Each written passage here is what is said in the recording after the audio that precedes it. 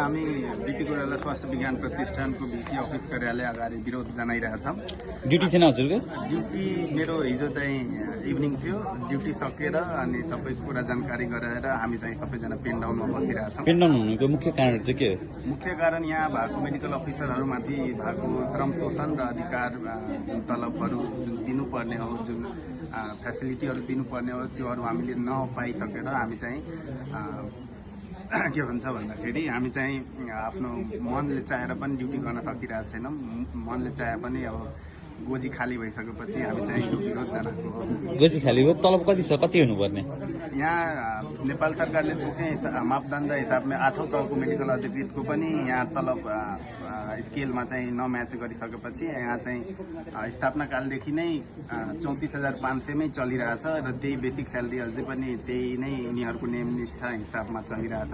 अझै प्रोत्साहन भत्ताहरू केही पाएको छैन। अझै धेरै फेसिलिटीहरू यहाँ पहिला क्वार्टरहरू पाउने गर्थ्यो, त्योहरू पनि सबै खोसिसकेको छ। नाइट भत्ता, नाइट एलाउन्स भनेको 60 रुपियाँ हो, त्यो पनि स्थापना कालदेखिको चाउचाउ 60 रुपियाँ मात्रै छ।